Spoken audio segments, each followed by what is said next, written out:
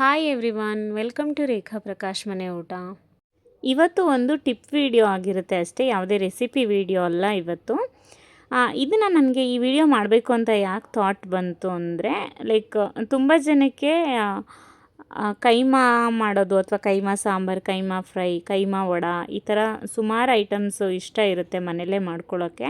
But ಕೈಮಾನ ಬಂದುಬಿಟ್ಟು mutton shop, mutton ಎಲ್ಲಿ ತರ್ತಾರೋ ಅಲ್ಲೇ ಕಟ್ ಮಾಡಿಸ್ಕೊಂಡು ಬಂದುಬಿಡ್ತಿರ್ತಾರೆ. ಬಟ್ ಯೂಶ್ವಲಿ ನನಗೆ ಆ ಥರ ಇಷ್ಟ ಆಗಲ್ಲ.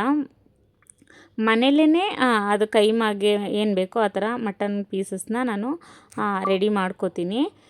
ಯಾಕೆ ಅಂತ ಅಂದರೆ ನಂಗೆ ಅಲ್ಲೇ ಕಟ್ ಮಾಡಿಸ್ಕೊಂಬಂದರೆ ನಂಗೆ ಅದು ಸ್ವಲ್ಪ ಸ್ಯಾಟಿಸ್ಫ್ಯಾಕ್ಷನ್ ಇರೋಲ್ಲ. ಯಾಕಂದರೆ ಅಲ್ಲಿ ನೀವು ನೋಡಿರ್ತೀರ ಮಟನ್ ಶಾಪಲ್ಲಿ ಕಟ್ ಮಾಡಬೇಕಾದ್ರೆ ತುಂಬ ಸಣ್ಣಕ್ಕೆ ಹೆಚ್ಚುತ್ತಾರೆ ಅಲ್ವಾ ಮಟನ್ ಪೀಸಸ್ನ.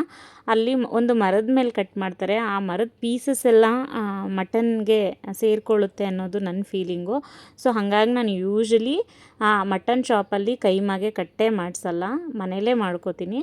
ಅದಕ್ಕೋಸ್ಕರ ನಿಮಗೂ ತೋರಿಸ್ತಾ ಇದ್ದೀನಿ ಹೇಗೂ ಮಾಡ್ಕೋತಿದ್ನಲ್ಲ ಅಂತ ಹೇಳಿಬಿಟ್ಟು. ನೋಡಿ, ಇಲ್ಲಿ ನಾನು 1/4 kg ಮಟನ್ನ ನೀಟಾಗಿ ವಾಶ್ ಮಾಡಿ ತೊಗೊಂಡಿದ್ದೀನಿ, ಉಪ್ಪು ಮತ್ತು ಅರಿಶಿನ ಹಾಕ್ಕೊಂಡು. ಅದನ್ನು ನೀಟಾಗಿ ನೀರು ಸೋರಕ್ಕೆ ಬಿಟ್ಬಿಡಬೇಕು. ಯಾಕೆ ಅಂದರೆ ಕೈಮಾದಲ್ಲಿ ನೀರಿನ ಅಂಶ ಇರಬಾರ್ದು. ಅದಕ್ಕೋಸ್ಕರ ಒಂದು 5-10 ನಿಮಿಷ ನೀಟಾಗಿ ನೀರನ್ನ ಸೋರಿಸ್ಕೋಬೇಕು. ನೀರು ಸೋರಿಸ್ಕೊಂಡಾದಮೇಲೆ ನೋಡಿ, ಹೀಗೆ ಸಣ್ಣ ಪೀಸಸ್ಗಳಾಗಿ ಕಟ್ ಮಾಡಿ ಒಂದು ಕಡೆ ಇಟ್ಕೋತಾ ಇದ್ದೀನಿ. ಆ್ಯಂಡ್ ಇದು ಆಲ್ರೆಡಿ ವಾಶ್ ಆಗಿರುತ್ತೆ, ನೀವು ನೋಡ್ತಾ ಇದ್ದೀರಾ. ಉಪ್ಪು ಮತ್ತು ಅರಿಶಿನ ಹಾಕ್ಕೊಂಡು ನೀಟಾಗಿ ವಾಶ್ ಮಾಡಿದ್ದೆ. ಅದಾದಮೇಲೆ ನೋಡಿ, ಈ ಥರ ಮಿಕ್ಸಿ ಜಾರ್ಗೆ ಹಾಕ್ಕೊಂಡೆ. ಮಿಕ್ಸಿ ಜಾರ್ಗೆ ಹಾಕ್ಕೊಂಡು ಜಸ್ಟ್ ಒಂದೇ ಒಂದು ಸಲ ಹಿಂಗೆ ಆನ್ ಮಾಡಿ ಆಫ್ ಒಂದು 2 ಸಲ ಮಾಡಿದ್ರೆ ಸಾಕು, ಈ ಥರ ಆಗುತ್ತೆ ಮಟನ್ನು.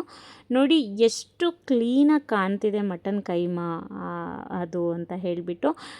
ಒಂದು ಏನೂ ನಿಮಗೆ ಮರದ ಪೀಸ್ ಇರೋ ಥರ ಏನೂ ಕಾಣಲ್ಲ, ಯಾಕಂದರೆ ನಾವು ಮರದಲ್ಲಿ ಕಟ್ಟೆ ಮಾಡಿಸಿಲ್ವಲ್ಲ, ಅದಕ್ಕೋಸ್ಕರ.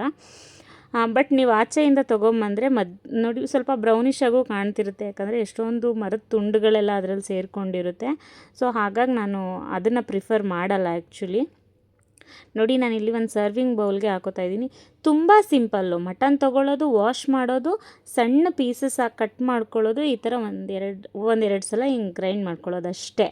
ಇಷ್ಟು ರೆಡಿ ಆಗಿಬಿಡುತ್ತೆ. ಇದು ನಿಮಗೆ ಕೈಮಾ ಉಂಡೆ ಮಾಡೋಕ್ಕೆ, ವಡೆ ಮಾಡೋಕ್ಕೆ ಅಥವಾ ಕೈಮಾ ಫ್ರೈ ಮಾಡೋಕ್ಕೆಲ್ಲನೂ ಕರೆಕ್ಟಾಗಿ ಆಗುತ್ತೆ.